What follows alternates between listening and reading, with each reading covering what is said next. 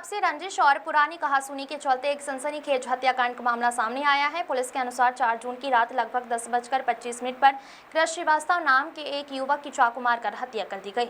जांच में सामने आया कि करीब 10 दिन पहले 22-23 मई को मृतक कृष का अनिकेत पाल नामक युवक से किसी बात पर विवाद हुआ था, जिसके बाद कृष ने अपने दोस्त आदर्श जोशी से अनिकेत के खिलाफ मारपीट की योजना का जिक्र किया था। आदर्श, जो दोनों पक्षों का साझा दोस्त था, उसने इस बातचीत की ऑडियो रिकॉर्डिंग अनिकेत को सुना दी।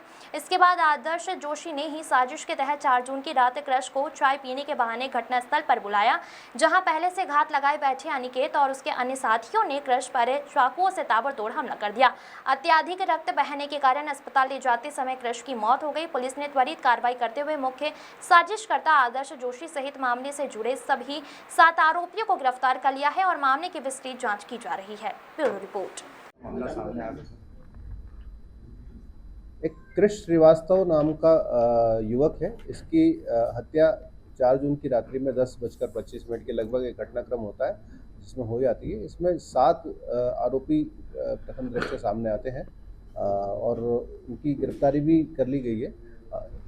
कृष श्रीवास्तव का 4-5 दिन पहले, लगभग 10 दिन पहले, 22-23 मई के आसपास की बात है, झगड़ा होता है, कहासुनी होती है अनिकेत पाल से, और अनिकेत पाल के द्वारा इसको और कृष श्रीवास्तव के बीच में जो कहासुनी होती है, इसकी चर्चा कृष श्रीवास्तव के द्वारा अपने एक दोस्त आदर्श जोशी से की जाती है। आदर्श जोशी जो कृष श्रीवास्तव का भी दोस्त था और आरोपी अनिकेत का भी दोस्त था। तो इनके बीच में जो चर्चा होती है, वो आदर्श जोशी अनिकेत को बताता है कि तुम्हारे बारे में वो ऐसा बोल रहा था, तुम्हारे बीच में झगड़ा हुआ था, और वो ऑडियो रिकॉर्डिंग उसको देता है। फिर 4 जून की रात्रि में आदर्श जोशी ही कृष श्रीवास्तव को बोलता है कि तुम वहाँ पहुँचो, हम आ रहे हैं चाय पीने के लिए, जो घटनास्थल है उस स्थान पर। जब ये वहाँ पहुँचता है तो आदर्श जोशी तो वहाँ नहीं पहुँचता है, लेकिन अन्य जो आरोपी हैं, जो जिनके प्रेस नोट में नाम दिए गए हैं, ये सारे वहाँ पहुँचते हैं और उसके ऊपर कृष श्रीवास्तव के ऊपर चाकू से वार करते हैं, और चाकू से वार करने के कारण और एक्सेसिव ब्लीडिंग के कारण उसकी जब तक उसको हॉस्पिटल ले आते हैं तब तक मृत्यु हो जाती है।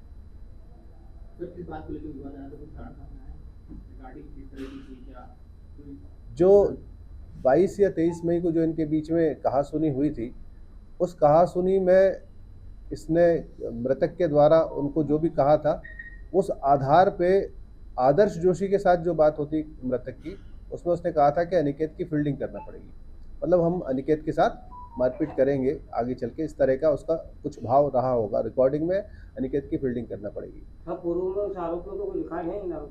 हाँ, आरोपियों के पूर्व रिकॉर्ड भी हैं, और उनके आधार पर चूँकि प्रतिबंधात्मक कार्रवाई की गई है, तो इनको बाउंड ओवर कराया गया, और बाउंड ओवर कराने के बाद बाउंड डाउन कराने की कार्रवाई भी की जाएगी। ये आरोपियों से अब जब पूछताछ होगी तो चीज़ें क्लियर होंगी कि वो उसका फील्डिंग से आशय क्या था। सर, आदर्श जोशी ने मिलने बुलाया था, तो क्या उसको हत्या का पता था कि हत्या करने वाले उसको भी आरोपी बनाया गया इसमें? आदर्श जोशी को इसमें आरोपी बनाया गया है। सर, इसमें रिकॉर्डिंग का जिक्र किया गया है कि रिकॉर्डिंग सुनकर उसको हत्या को अंजाम दिया, तो रिकॉर्डिंग में किस तरह की बात सुनकर उसने प्लान किया था? रिकॉर्डिंग को पूर्णतः सत्य न मानते हुए पहले हम उसका परीक्षण कराएंगे, FSL परीक्षण, और उसके बाद ही उसको ओपन करेंगे। अभी वर्तमान में हमने इस चीज़ को आधार बनाया है कि आदर्श जोशी के बुलाने पर ये वहाँ पहुँचा था, और आदर्श जोशी तो वहाँ नहीं पहुँचा, बाकी आरोपी वहाँ पहुँच करके उन्होंने मर्डर किया है, तो उनको आरोपी बनाया गया। सर, एक के बाद एक ही थाना क्षेत्र में 2 हत्याकांड की घटना एक ही दिन में घटी, कहीं किसी तरह की कोई लापरवाही या कोई कमजोरी? जो पहला हत्याकांड है जिसमें भाई के द्वारा भाई का मर्डर किया गया है, उसमें तो चूंकि पारिवारिक विवाद था और इस तरह की कोई पहले सूचना पुलिस के पास नहीं पहुंची थी, तो इसमें लापरवाही तो नहीं दिखाई देती है।